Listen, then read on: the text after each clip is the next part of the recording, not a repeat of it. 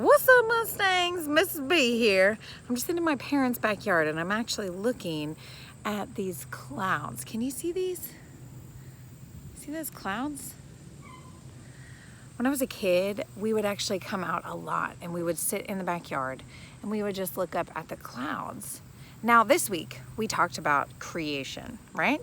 We actually talked about the first 3 days of creation, and we know our jingle, right? Everybody knows it. All over the world, let's get it right. Day 1, God said, let there be light. Day 2, God separated water from the sky. Day 3, he made the earth, every plant for you and I.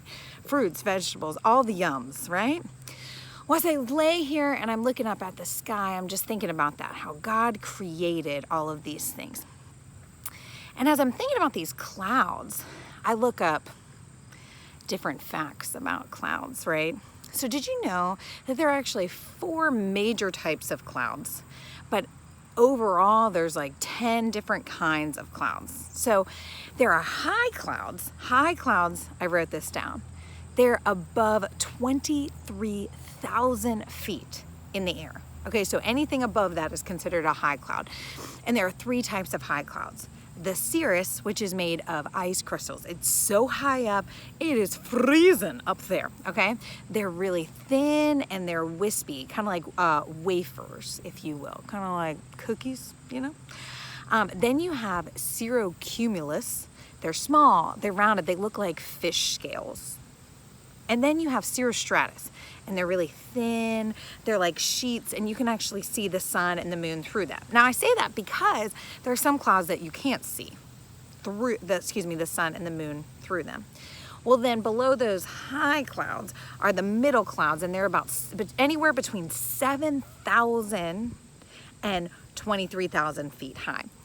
Now, I'm 5'3", so that's a whole lot of me on top of each other. Okay, and there are 2 kinds of middle clouds. There's the altostratus, and they're like gray, bluish gray, and they cover the whole sky.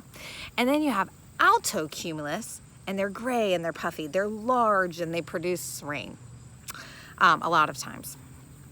And then finally underneath of that, you have these low clouds. They're below 7,000 feet. So we have stratus, and they're gray. It's fog, and it's not really touching the earth. Then stratuscumulus, which are low and they're lumpy clouds. Nimbus stratus, which are dark gray. And normally these produce a lot of snow and rain, which those are the ones that we're looking forward to in a few weeks. You know, oh God. Then we have big clouds. That's the 4th category, big clouds. They're tall, really big, and they're vertical, which means that they are going this way, up and down. The cumulus, it's puffy. It looks kind of like cotton candy or popcorn, all right? And then you have cumulonimbus, and they're storm clouds. Those are really tall, and they can get really gray. Now you may be saying, okay, Miss B, we get it. There are a lot of different kinds of clouds. But one of my favorite verses in the Bible comes from the book of Deuteronomy. Deuteronomy 33, 26, and 27. And this is like Moses's final plea to God's people. Listen to him, obey God, follow him, right? And unfortunately, the Israelites, God's special chosen family, these special people, tended to not listen very well. And Deuteronomy is the book of the 2nd law. Now, God's word didn't change, but this is a new group of God's kids coming up, and he's saying, hey, go out there and serve God and serve him alone. And so Moses says to God's people, there is no one like God. He rides through the heavens to help us, in the skies, in his majesty. The eternal God is our dwelling place, is our safety. And underneath are the everlasting arms. He thrusts out the enemy. He says, here is Satan, here is sin, and he calls us to destroy. Now when it says he rushes through the sky, in different versions and different translations of the Bible, different ways that the words are written down. It says through the clouds. There are a lot of different kinds of clouds. Anyway, and I think about how I just love looking at these clouds. And then I think about that verse. And how a lot of times people say, hey, look, you got your head in the clouds, you need to focus. But really, the clouds can serve as a reminder to us that God rides through the sky to rescue us. So you may be dealing with something right now that is so hard. It's so difficult. It's too much for you. But God says, no. It may be too much for you on your own, but it's not too much for me. How many of you feel like this is the strangest school year that we have ever had? Me. I mean, right now, I'm outside. I'm not wearing a mask, so things feel pretty normal. But if I was inside, what would I be wearing? I would be wearing a mask, right? Things are a lot different this year. There are times in the hallway that you have to stand on top of something that says, "Keep Mustangs safe."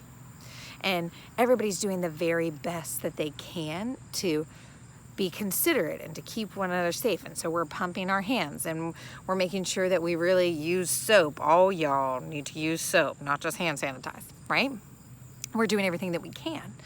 But the bottom line is that we're not in control, but God is. God is in complete control. And what Moses is trying to remind God's people, and what we need to remind one another, is that when something is too great, it's too big for us, it's not too big for God. And God promises that he will ride through the heavens to our help, through the skies in his majesty.